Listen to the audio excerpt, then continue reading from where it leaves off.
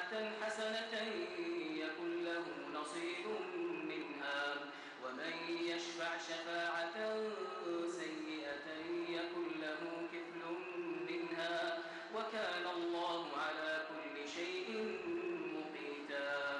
وإذا حييتم بتحية فحيوا بأحسن منها أو ردوها، إن الله كان على كل شيء حسيبا. الله لا إله إلا هو ليجمعنكم إلى يوم القيامة لا ريب فيه، ومن أصدق من الله حديثا. الله أكبر.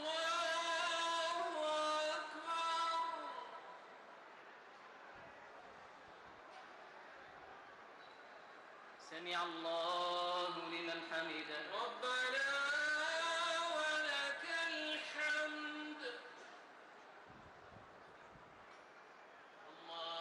الله أكبر.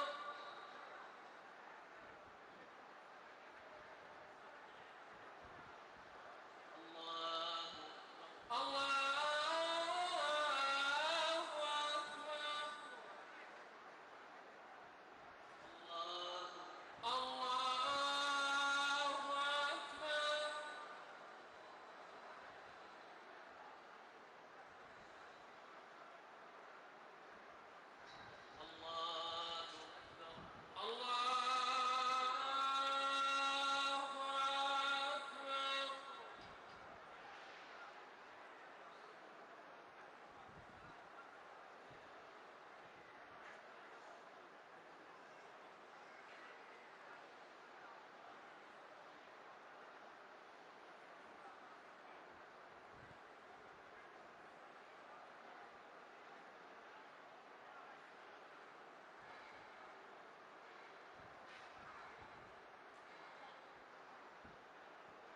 السلام عليكم ورحمة الله.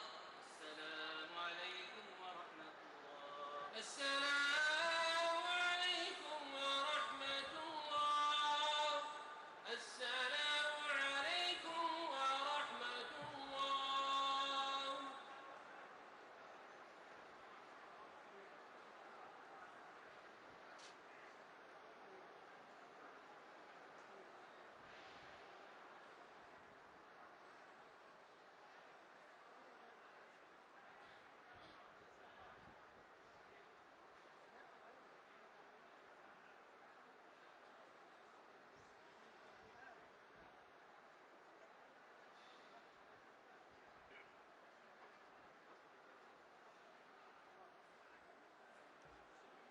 الله أكبر. الله أكبر. الحمد لله رب العالمين الرحمن الرحيم مالك يوم الدين، إياك نعبد وإياك نستعين، اهدنا الصراط المستقيم صراط الذين أنعمت عليهم غير المغضوب عليهم ولا الضالين. آمين.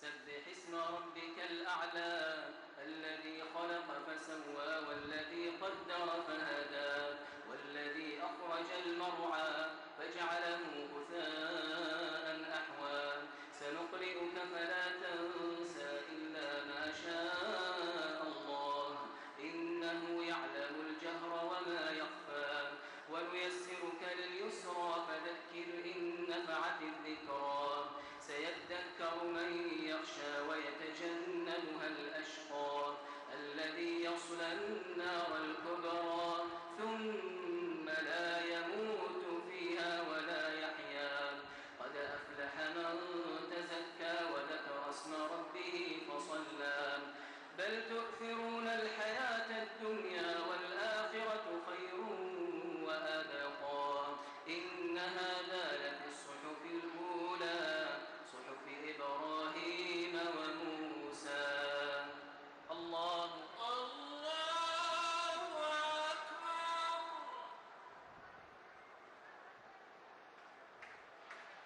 سمع الله لمن حمده. ربنا ولك الحمد.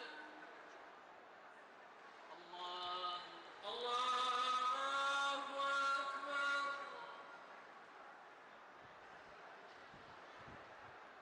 الله الله أكبر. الله أكبر.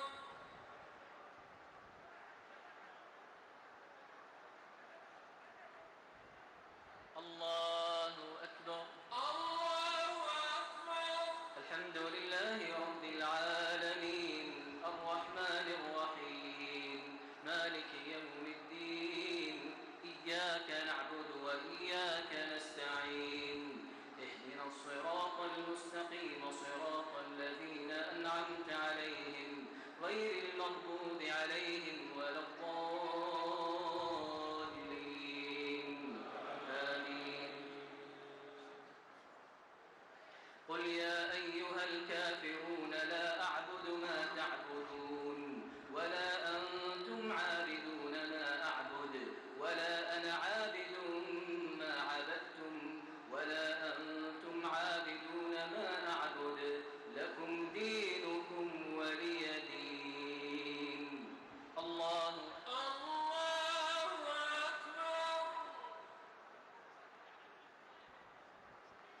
سمع الله لمن حمده. ربنا ولك الحمد. الله الله أكبر.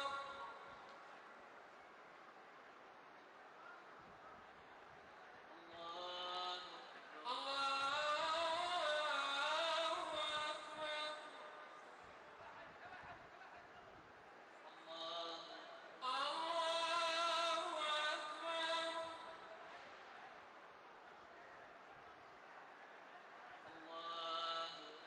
الله الله أكبر.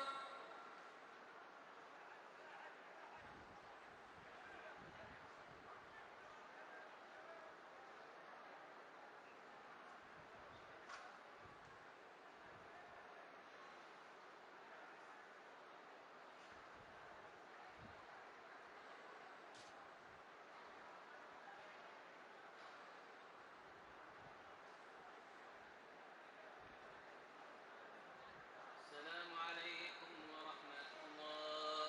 السلام عليكم ورحمة الله.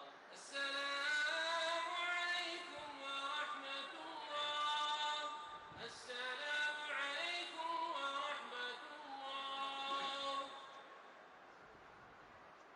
الله أكبر. الله أكبر.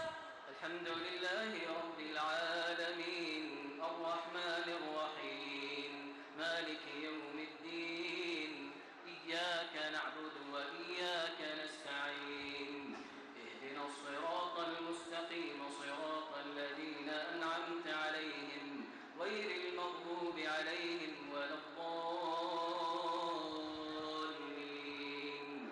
آمين. قل هو الله أحد الله الصمد لم يلد ولم يولد ولم يكن له كفوا أحد. الله الله أكبر.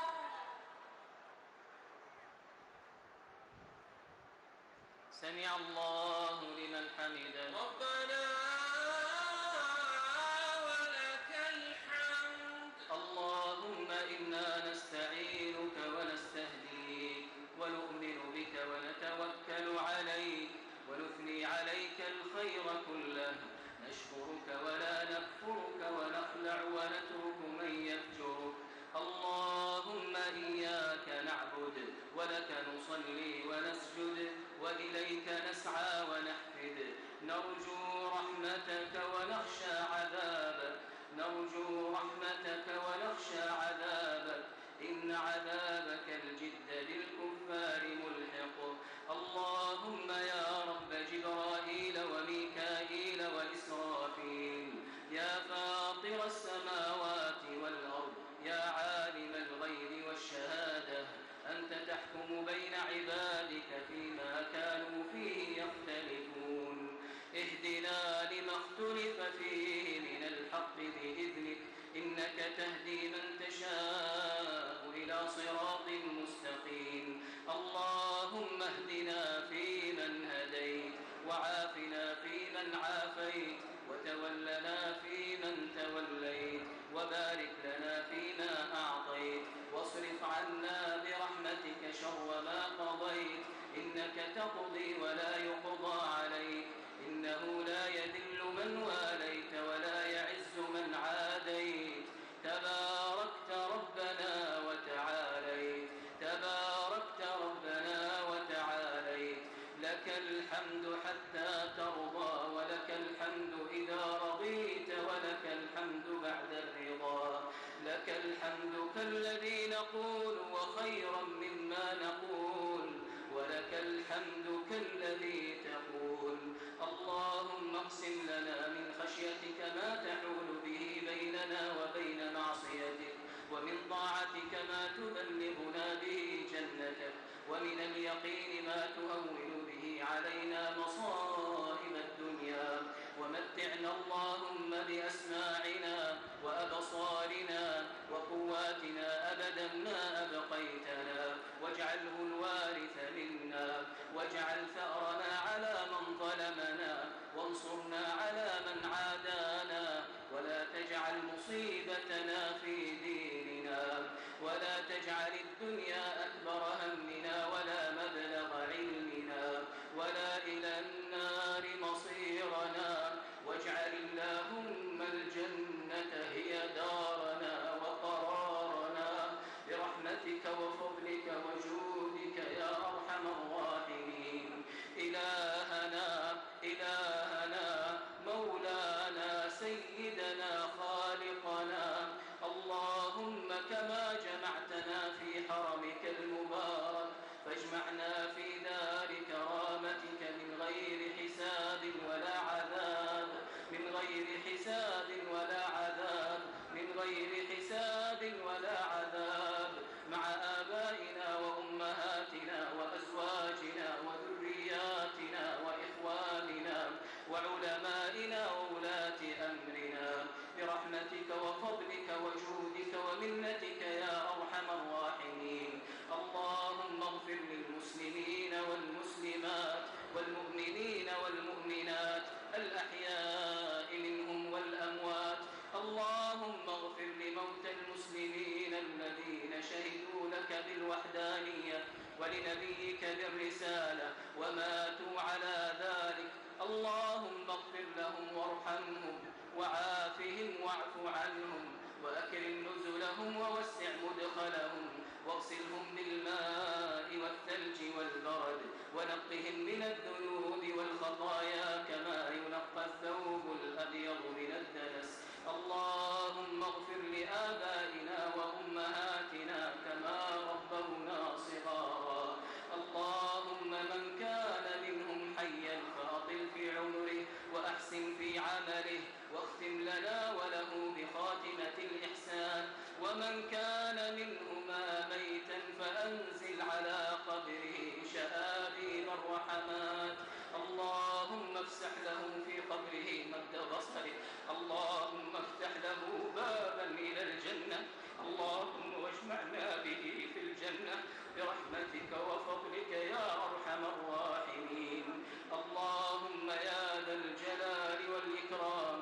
يا حي يا قيوم فرج هم إخواننا المستضعفين في كل مكان اللهم فرج هم إخواننا المستضعفين في بلاد الشام وفي فلسطين وفي بورما اللهم إنهم فقراء فأغنهم ضعفاء فقوهم حفاة فاحملهم جياع فأطعمهم مظلومون فانتصر لهم مظلومون فانتصر لهم مظلومون فانتصر لهم اللهم يا حي يا قيوم يا ذا الجلال والإكرام أصلح أحوال إخواننا في مصر اللهم ألف بين قلوبهم اللهم اجمع كلمتهم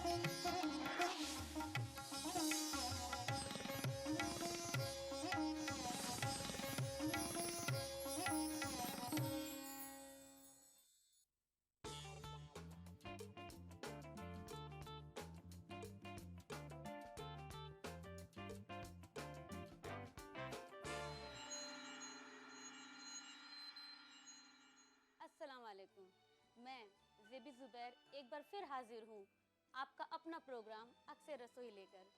कैसी हैं आप? उम्मीद है बखैर होंगी। आपके शबो रोज़ अच्छे से गुजर रहे होंगे।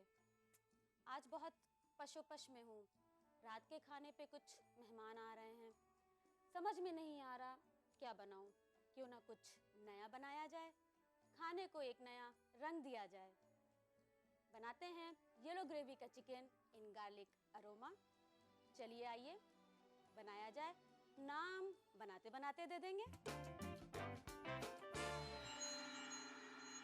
सबसे पहले गैस ऑन कर लेते हैं। मैं इसे थोड़े घी और थोड़े तेल में बनाऊंगी, तो मैंने करीब 1 बड़ा चम्मच घी लिया है।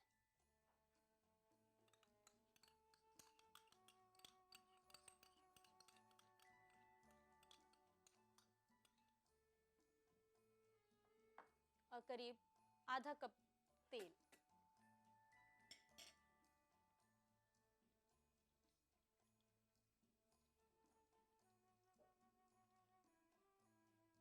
करीब आधा कप। जब तेल गरम हो जाएगा, इसमें हमें तड़का डालना है। तड़के के लिए मैं लूंगी कुछ महीन महीन कटी हुई हरी मिर्च,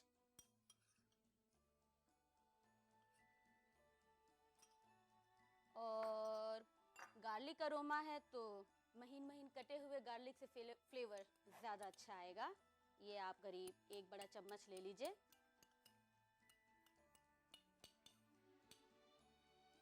इसमें 1 से 2 तेजपत्ता और कुछ 1 से 2 छोटी इलायची। एक बार इसे थोड़ा आप चला लीजिए।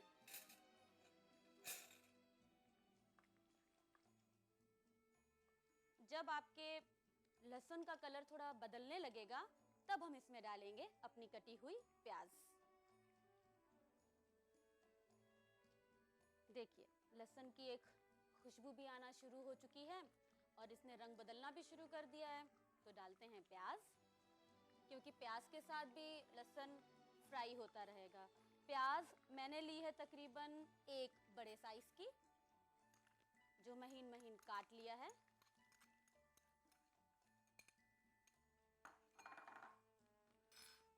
इसे चलाएंगे।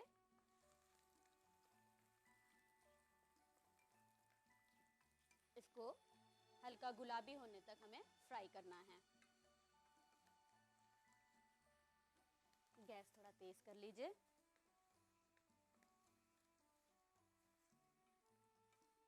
देखिए प्याज ने भी रंग बदलना शुरू कर दिया है। जब तक ये थोड़ा और लाल हो रही है, मैं आपको बता दूं, मैंने ये आधा केजी चिकन, जिसमें आधा कप दही डालकर आधा घंटे पहले मैरिनेट होने रख दिया था। देखिए हमारी प्याज लाल हो गई है। अब हमें इसमें डालना है इस चिकन को।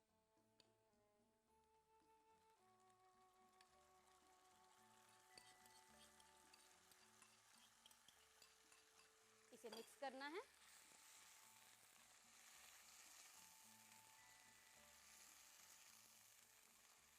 मिक्स करके हमें गैस धीमी कर देनी है और ढक्कन लगा देना है। जब तक कि चिकन थोड़ा फ्राई हो रहा है, मैं आपको बता दूं किन किन मसालों के साथ पेस्ट कैसे बनाया जाएगा। आइए, पेस्ट बनाने के लिए अदरक लहसुन का पेस्ट जो 1 टेबल स्पून हम लेंगे। हम इसमें लेंगे दालचीनी करीब 1 इंच का टुकड़ा, जावित्री 1 इंच का टुकड़ा, 2 से 3 छोटी इलायची,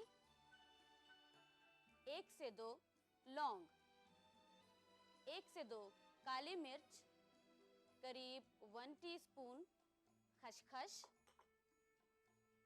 करीब 7 से 8 भीगे हुए और छिलका उतार के बादाम का। इसमें हम लेंगे ½ टीस्पून लाल मिर्च, ½ टीस्पून धनिया और 1 टीस्पून धनिया पाउडर। धनिया पाउडर और 1 बड़ी इलायची की ये सीड्स।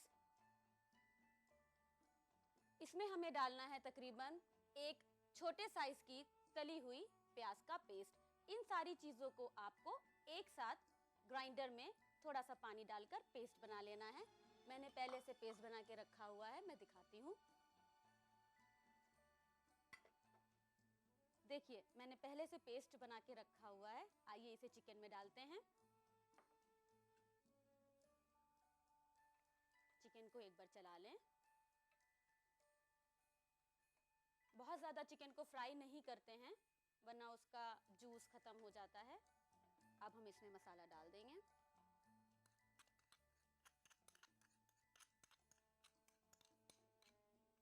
मसाला डालने के बाद इसे अच्छे से मिक्स कर लेंगे।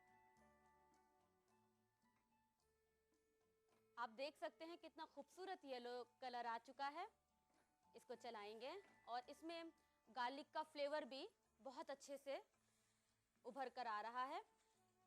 जब तक ये थोड़ा भुने, अब हम इसमें डालेंगे क्रीम और साथ साथ चलाते रहेंगे। क्रीम भी मैंने करीब 2 बड़े चम्मच की ली है। थोड़ी क्रीम ऊपर गार्निशिंग के लिए रख देंगे।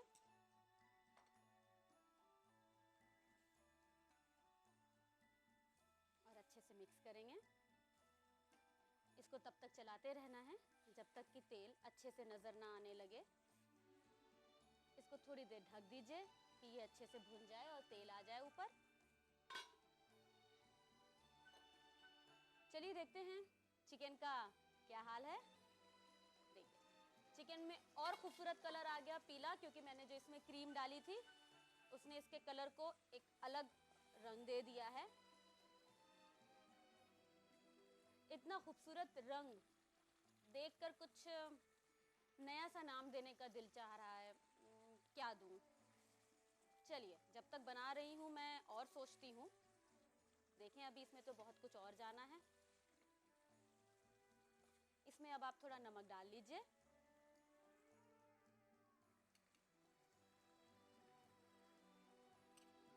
नमक डालने के बाद अच्छे से मिक्स कर लेंगे।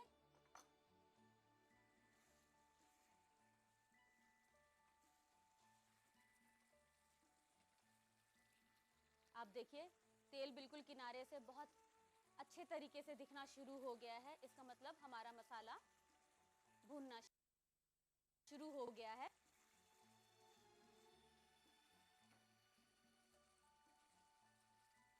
ये देखिए तेल चारों तरफ से दिखना शुरू हो गया है। चिकन के मसालों के ऊपर भी आना शुरू हो गया है। इसमें हम डालेंगे आधा कप पानी।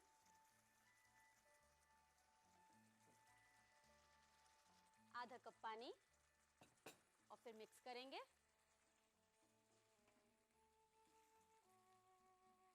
और मिक्स करने के बाद इसे हमें ढककर करीब 4 से 5 मिनट धीमी आंच पर छोड़ देना है।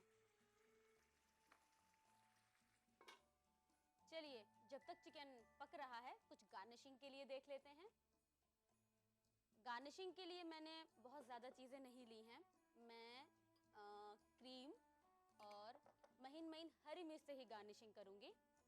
आइए देखते हैं चिकन को तैयार हो चुका होगा। बिल्कुल तैयार हो गया है। आप देखिए अच्छे से तेल आ चुका है। इसमें बस एक काम और करना है। ये हमें लेना है जायफल और इसके महीन वाले जो हमारी पोर्शन है उससे बस थोड़ा सा जायफल, ये बहुत ज़्यादा नहीं वरना जायफल ही जायफल लगने लगेगा। अब आप इसको मिला लीजिए और फिर चिकन आपका सर्व करने के लिए रेडी। गैस को ऑफ कर दीजिए। चलिए सर्व करते हैं।